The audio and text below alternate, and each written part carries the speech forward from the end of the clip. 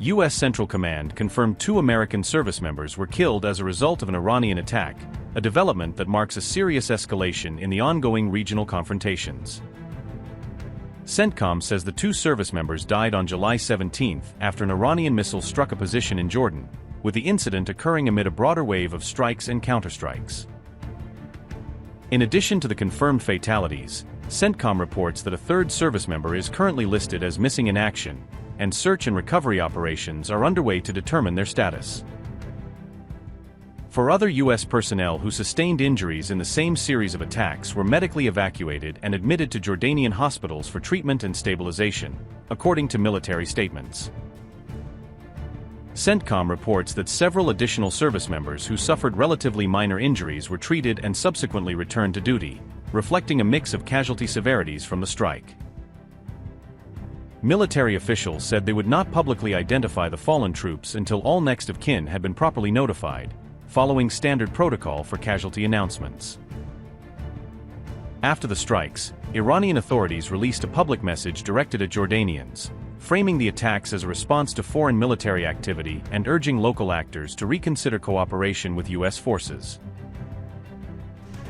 Iran carried out a coordinated missile and drone strike against a U.S. military base located in Jordan, according to Iranian military statements and regional reports. The Islamic Revolutionary Guard Corps said the assault formed part of the 20th wave of its Operation Nasr II, marking another stage in the ongoing campaign Tehran has described as sequential retaliation. Iranian sources say the operation specifically targeted aircraft shelters and large transport and combat aircraft stationed at Azraq, aiming to degrade air power parked on the field.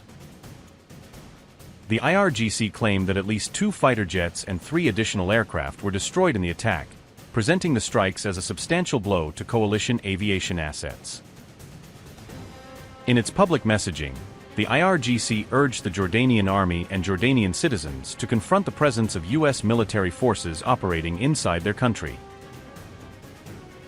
Missile trajectories were reportedly observed over Zarqa, with multiple eyewitnesses describing the sight of projectiles arcing across the sky prior to impacts. Local footage and witness accounts showed massive clouds of smoke rising from the targeted Jordanian base, visible from surrounding towns and captured by on-scene cameras. Local Jordanian reports identified the attack facility as the Muwafaqat al-Salti Air Base near Zarqa, which houses both Jordanian and foreign aircraft and support infrastructure.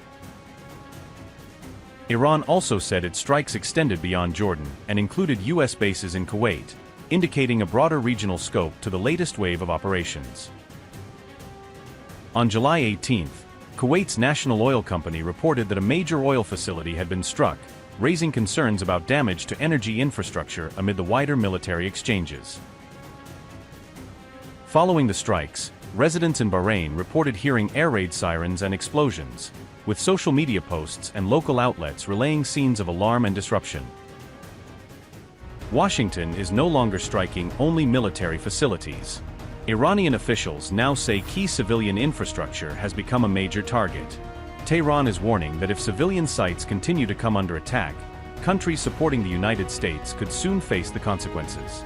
The United States has expanded its air campaign by striking civilian infrastructure across Iran, according to Iranian officials. Authorities say bridges, airports, railway links and road tunnels have all been hit in successive waves of attacks. Tehran has accused Washington of deliberately targeting civilian facilities during the latest offensive. Iranian authorities say at least 41 people have been killed and more than 400 wounded since the start of July.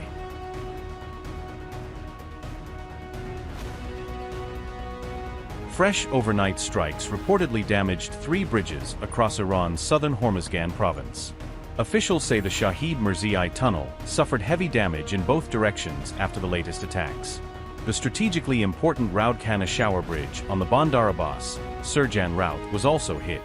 2 more bridges between Minab Junction and Rudin were reportedly damaged during the same operation.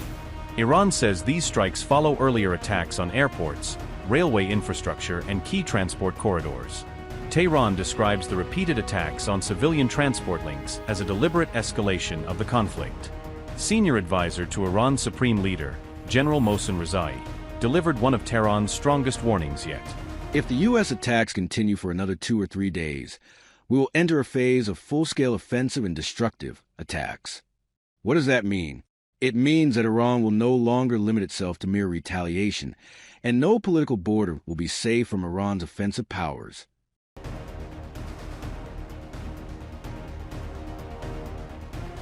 Iran has warned countries hosting U.S. military forces to prepare for what it calls a corresponding response. The warning was issued by Iran's Islamic Revolutionary Guard Corps in a statement released on July 17, according to Tasnim news agency. IRGC's statement read, and I quote, "The countries that host the aggressors of the United States should be ready to receive a corresponding response." The location of the gathering of the aggressor forces in the support center of the ground forces in Arif Jan and the radar of the American base of Ali al-Salem in Kuwait were destroyed. The U.S. regime that broke the agreement once again amid negotiations and the illusion of weakening Iran officially resumed the war that had never ended since the beginning of last week. But after a few days of war with the armed forces and receiving crushing responses to his aggressions and verifying that the Iranian armed forces have become much stronger since the first day of the war on February 28, instead of honorably accepting defeat and admitting to his miscalculation since the previous day, he took a new approach by running away from the battlefield face to face and tried to hide his failure in the military confrontation by engaging in war crimes and by destructive attacks on hospitals, bridges, railways, airports, ports, and telecommunication centers. Like that and the killing of civilians, he tried to maintain his position instead of fighting crime and cowardice. Since there is no international organization to prevent these barbarities of the American army, there is no other way than the Quranic commandment in front of us. Therefore, the host countries of the aggressors of the United States, who gave their land to the aggressors to attack Iran, should be ready to receive a corresponding response and activate their civil defense units to protect the lives of their citizens and keep them away from possible targets. Nevertheless, in order to give a chance to change this cowardly approach of the American enemy, last night we chose military targets to respond to the enemy.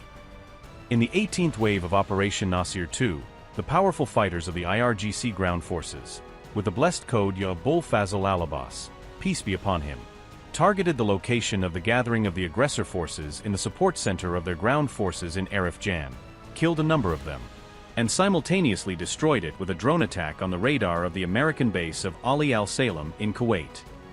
Ground forces fighters also destroyed a weapons maintenance shed and a drone hangar. Fighting like warriors continues. Unquote. The warning came after the IRGC claimed it had struck Camp Arif Jan and Ali al-Salem Air Base in Kuwait. Iran says the operation destroyed a radar system, a weapons maintenance facility, and a hangar allegedly linked to U.S. forces. The IRGC accused Washington of resuming military operations while negotiations were still underway. Tehran also urged Gulf governments to activate civil defense measures as the conflict enters a more dangerous phase. The warning appears aimed at increasing pressure on regional allies that continue to host or support U.S. military operations.